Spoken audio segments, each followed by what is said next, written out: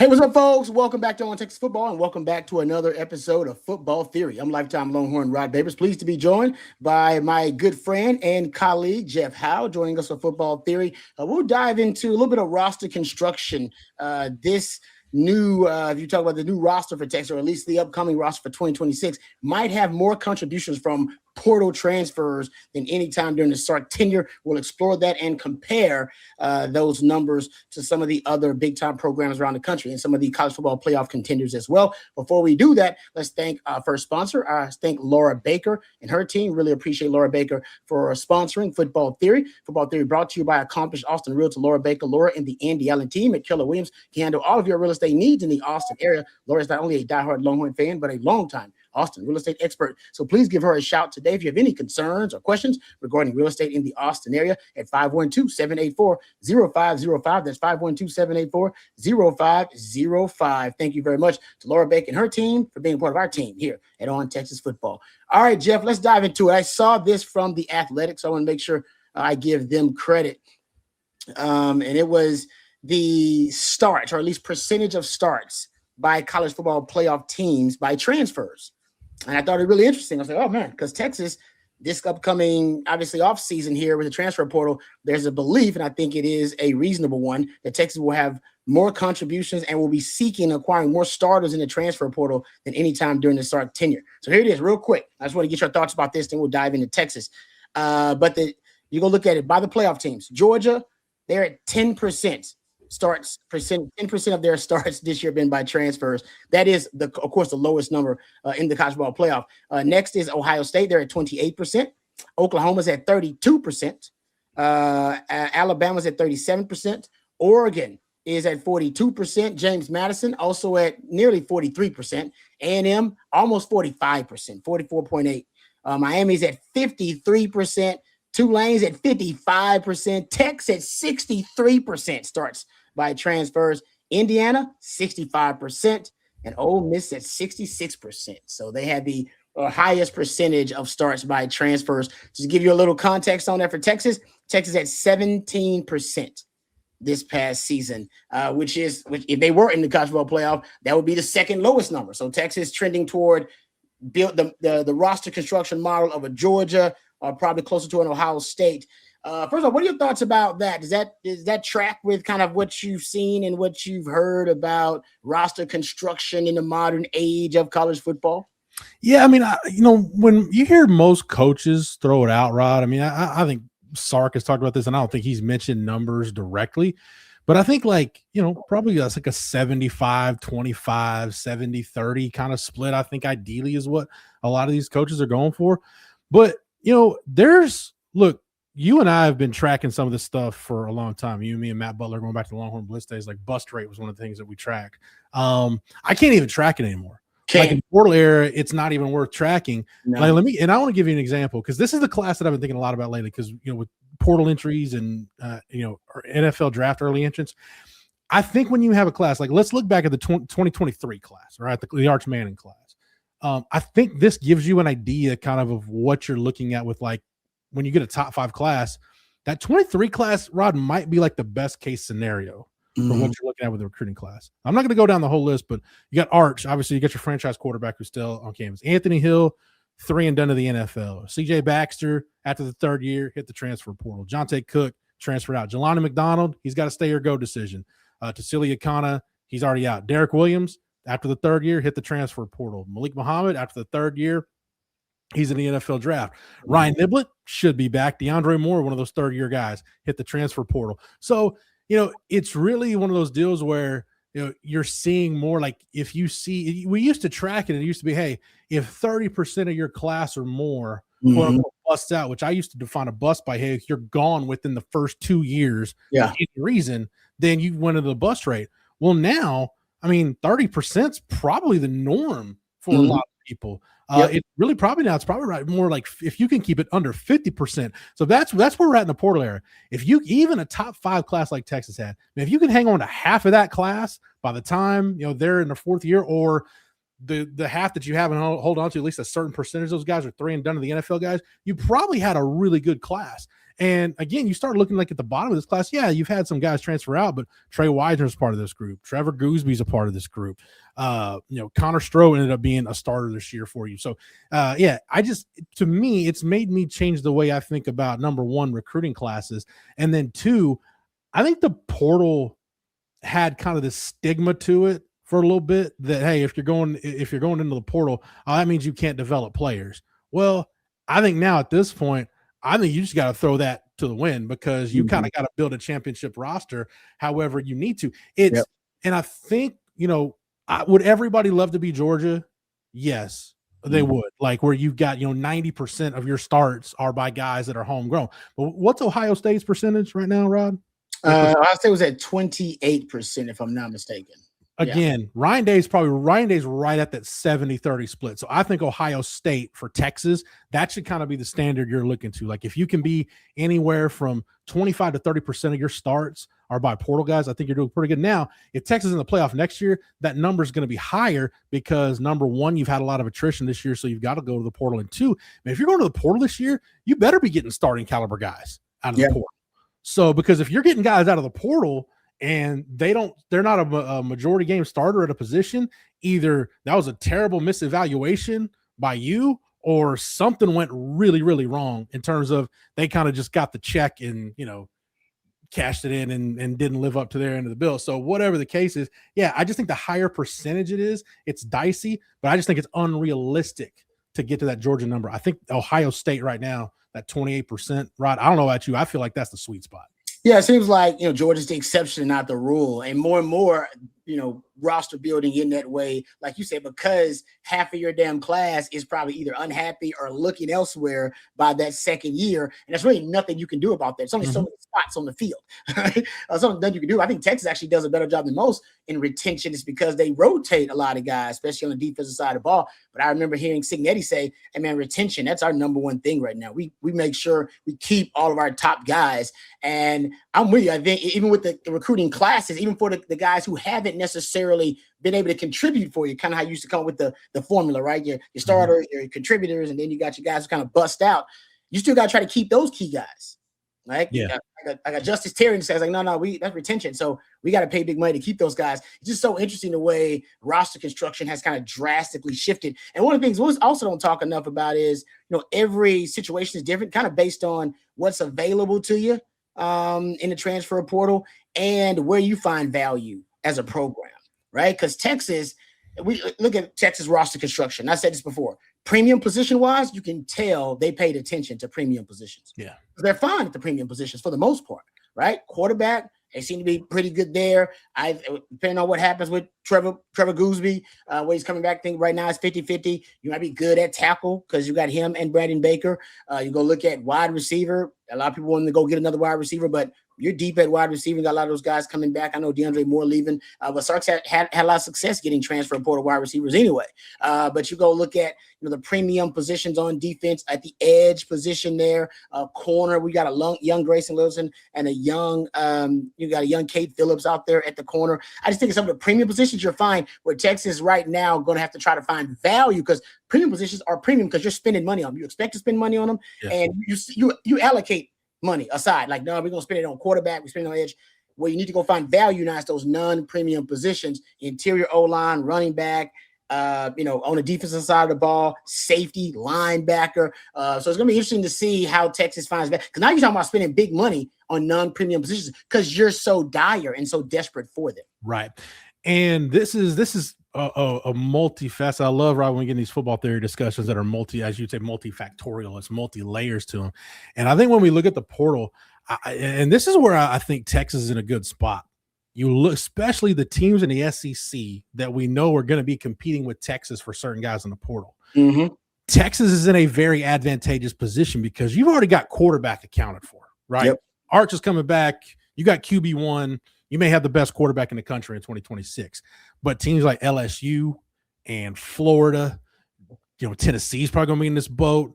We'll see if Ole Miss is in this boat. The teams that have to go get a quarterback because of the price tag, I mean, Rod, it's looking like it's going to be anywhere between $3 to $5 million, somewhere in that range, that it's going to take you to go get a starting quarterback on the open market.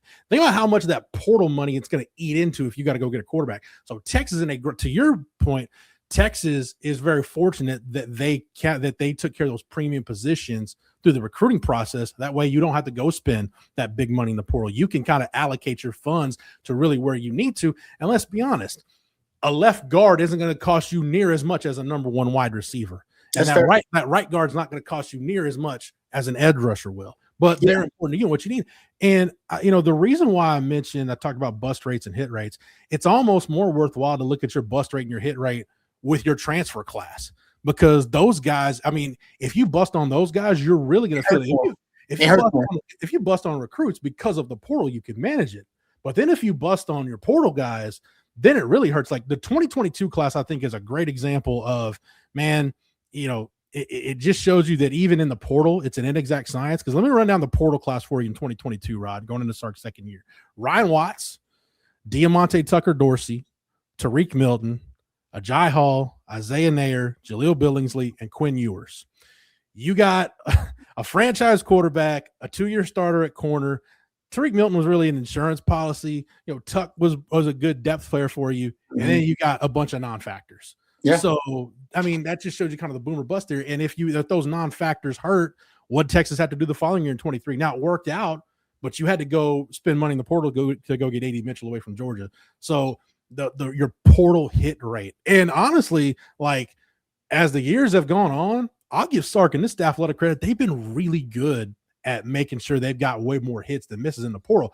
But Rod, where this gets really interesting too is you really have to think about building a college roster. I know we talk about the NFL model, and I know people don't want to hear it, but listening to Sark talk about it during signing day, and now we're kind of piecing it together. It's like, you want to take care of your premium positions. If you're an NFL team, where would you like to take care of your premium positions? Draft. Take care of them in a draft so you can get guys on rookie contracts. Yeah. That's kind of what Texas has done with their 4- and 5-star prospects, even a guy like Trevor Gooseby that they developed. So that way you don't have to go into free agency and say, oh, man, we need to go get a quarterback. We need an edge rusher. No, now you can kind of fill it in. So, yeah, I just think it is, and this is more of kind of a me problem at this point, Rod. Like you're building a new age college football roster, but you're doing it with like antiquated means, like the way spring ball to me is constructed, the way offseason constructed is not conducive to you really getting the most out of your roster. So it's going to take some time, but I digress. But no, it really is. And I know people don't want to hear it, but you really, and I think that's kind of Ohio State's kind of the standard right now of using an NFL style model to build your roster. And again, ideally what you want is probably that 70-30 split in terms of where your starters are going recruiting the portal. Yeah, no, I think you're right about the sweet spot, the 70-30. And, one of the things that's interesting about what you talked about, how, Sark always looks to the NFL model, and you're right. I love the fact that, they're building with the premium positions through traditional recruiting, because if you're looking at value still, like I said, I would imagine that is still the cheapest way to acquire talent, the talent acquisition, just like the draft in the NFL, cheapest way to acquire talent. But really interesting to see with Texas, this portal, because what's your guess on how many starters Texas is going to acquire in the portal? I'm thinking you need 4 or 5. Texas never had to get that many starters in the portal at one. And Rod, it may be more than that, because like you may need, depending on what Connor Robertson does, and I think even if Connor Robertson comes back, you may need to bring in a guy that can play center to at least push him for that job. You may need to go get 3 starting interior offensive linemen out of the portal. So that's 3 on your offensive line. 3. Probably one of the linebackers you take out of the portal is probably going to have to be a starter. You may have up to 2 portal starters in the secondary. Yeah. So that's just 6 right there without factoring in any other NFL decisions. Yeah, even if Trey Wisner comes back, your starting running back in 26, the guy that's getting the bulk of your carries, is probably going to be a guy out of the portal. If Jack Hendricks doesn't come back, and you decide Nick Townsend and Jordan Washington, these guys still may be a year away, do you go get a starting tight end out of the portal? You should. That's another position. Yeah. I know we don't talk about them in terms of like your starting 22. Man, you're probably going to need to address kicker and punter in the portal, just so that way you're not depending on freshmen. Wow. So again, that's 2 more. So you're probably approaching close to double-digit guys that you're going to need out of the portal to come in and be starters for you. It's And fascinating. and I know that makes a lot of Texas fans. I mean, this has been a big topic of conversation on the On Texas Football message board. Like, hey, you're going all in. Are you kind of sacrificing, some of your youth that might jump in the portal because you need to recruit immediate starters? Well, again, I say it, you have to try to balance things out. And part of the way you can balance that out, and we talked about this on the recruiting breakdown this week. I want to get your thoughts on this, Rod. At some positions, you need guys that can come in and help you in 26. But if it's close and you've got a guy that like he's a senior, like he's got 1 year left, then you go spend money on that guy. Or you can go get a multi-year guy. You might want to go get the multi-year guy. That way, hey, if we get this guy in and develop him and he's a starter, we have no problem upping his rev share or whatever in year 2 because we know what we've got, rather than, hey, let's just blindly go into the open market and hoping we can find a replacement for that guy next year. Like, again, younger guys transferring out is something Texas really hasn't dealt with up until this portal cycle right now, but it's only something that's going to just keep proliferating because the bottom half of your roster, whether it's multi-year guys hitting the portal, whether it's young guys hitting the portal that have been recruited over or whatever, that like an NFL team, that bottom half of your roster that you typically think of, that's your late round draft picks, your undrafted free agents, your street free agents, that's like your value 3-star recruits, your portal guys, guys that have been there a few years but haven't been starters yet. Do they want to still wait it out and compete, or do they want to hit the portal? I think you just got to accept it in college football now. The bottom half of your roster is going to experience a ton of churn. Yeah, and that's what that's why retention is so important. I'm talking about, Kurt Signetti. He's like, no, retention is our top priority right now. Yeah. We got to keep the top half of our roster. And then we know we'll bring in either young guys or transfer portal guys to supplement what you're talking about. Basically, was that churn half that you're going to be turning over and churning over, all right, each and every year, pretty much. I agree with you 100% on that. All right, last question before we end things. 17% was the number we brought up earlier to start the show, saying that Texas had 17% of their starts by transfers. You threw out there projected Texas could end up with double-digit starters from the transfer portal. If they're at 17% this season, what's the percentage of starts by transfers during the 2026 season? If in 2025 it was 17%. I think it's probably closer. I think it's probably closer to 35, maybe 30 to 35, because I talked about those 3 spots on the offensive line. Obviously, if Connor Robertson ends up starting, that's going to help you out. It's going to alleviate some of that. Yeah. And even if Ty Anthony Smith is one of your 2 starting linebackers, your other guy is probably going to be a portal guy, depending on, I don't know if Brad Spence is going to stay at linebacker, or he's going to kind of do the Trey Moore thing where he bounces back and forth. A lot of what happens in the secondary is going to depend on 2 things. Will Muschamp's preference after he looks at your roster, and what do you do with Grayson Littleton? Do you leave him in the nickel? Do you move him out the corner? I mean, I thought about it.